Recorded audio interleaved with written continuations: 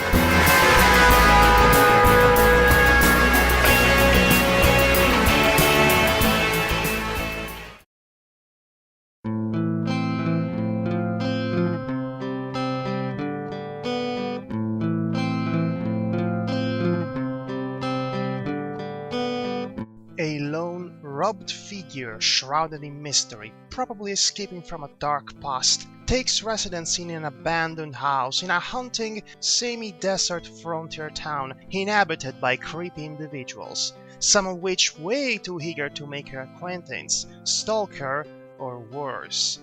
Any other so-called normal visitor would find all this weird, even scary. But our main character is not a grieving husband who came into town to find traces of his dead wife only to be faced with the literal manifestations of his own inner demons. No, Ipsy is a witch. Double, double, toil and trouble, fire burn and cauldron bubble. Not a flashy, superpowered evil sorceress, and not a frolicking naked for no apparent reason loony. Ipsy is a unique creature in his own right, with a knack for blacksmithing and enchanting items, forbidden practices involving the realm of the dead, not to mention her apparent connections with the mythical language of the elder gods. Who are you? Skillet, What are you doing in here? just watching you. What have you seen here? Nothing. What did you see? What are you doing?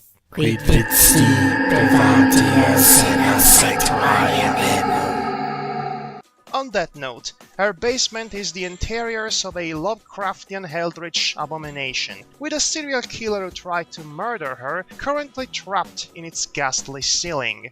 She's also haunted by the ghost of one of her customers who drowned in a lake after buying one of her enchanted ornaments, and at some point she even grows gills on her neck, which will make her pondweed's diet a lot more easy to pursue. And yet, despite all this, she's neither the weirdest nor the most twisted inhabitant of this forsaken town. And that's kind of the point. Rarity, am I creepy? No more than the rest of us, darling. Now hold still, I'll take your measurements. Ipsy is actually a very charming, likable and hospitable individual without any major mental illness, unlike most of her neighborhood. The nature of her social seclusion is directly linked with the unsettling nature of her own existence, which hides a greater darkness than she's willing to share with others. Overall, she's a surprisingly well-collected individual with otherwise peculiar skills and abilities, whom has found her place in the world in a town filled with mentally unstable creeps that would otherwise be considered normal because they weren't born witches. Needless to say, the potential for a setting like this is virtually boundless. It could serve as a poignant social satire on the extreme relativism of normalcy and a commentary for the distancing nature of society towards those who aren't considered socially fit, all of which would be cleverly symbolized by Ipsy's seemingly carefree attitude towards the occasional house intruder or that serial killer currently trapped in her ceiling. She finds herself perfectly at home in a place full of psychos, not because she's psychotic herself, but because her profession involves witchcraft and elder gods. Thus, she would only fit in an environment where being a social pariah is the norm. This could be an interesting subtext, while the main story would focus on exploring the main heroine's dark past and possibly bringing into the table some juicy details about her ominous connections and her mother. But this is all still in the realm of possibilities, for the comic is yet to move out of its first establishing act. This brings us to its main problems, which can be summarized in one sentence. It doesn't work as a Tumblr blog. Unlike something as Ask Pinkamena da Yampai, in which the interactive element of the character answering the fans' questions worked to the advantage of its diegesis, quaintly pointing out the more sleazy and voyeuristic portion of the internet, the presence of this fundamental device in Ask Ipsywitch doesn't seem all that fundamental to begin with. The main story, as well as the establishment of the setting and the main character, is moved forward by the author's decisions. As such, the panels dedicated answering the fans' questions feel like a distraction from said more interesting story, dragging on its first act way longer than it needed to be. I am of the idea that Ipsy's story would have worked much better and progressed much faster as an actual non-interactive comic book, while all the related Q&A part was kept separated from it in a different blog altogether. It doesn't help that it constantly has crossovers with other more well-established Tumblrs that one would have to know beforehand in order to enjoy.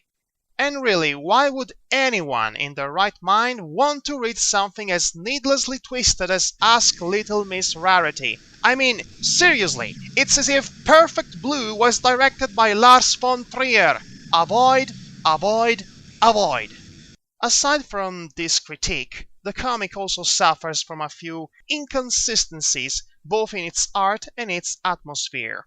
The initial panels displayed complexly outlined models lost in a minimalistic, monochromatic environment that expertly conveyed the haunted and claustrophobic mood it was going for. Ipsy's design alone is brilliant for the most part, with her large muzzle and malformed teeth giving her a walky appearance, only to be contrasted by the sinister white shining of her pupils, which glow in the dark, by the way.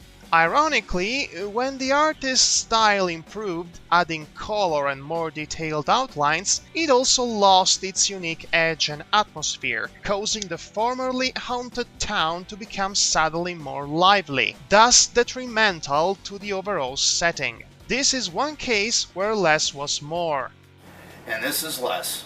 Ask Ipsywitch is still one of the more interesting green dark pony Tumblr blogs out there, and unlike many of those, it doesn't need to indulge in gratuitous gore or general nastiness to provide an interesting setting. It just needs good execution.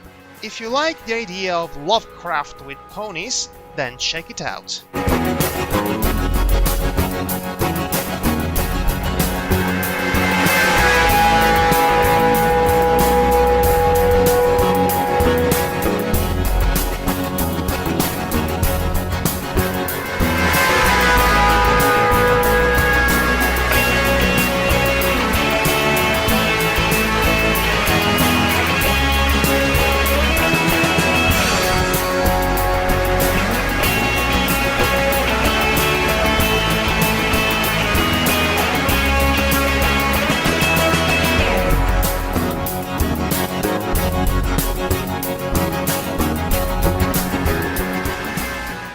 Tota dogna se muto come sector.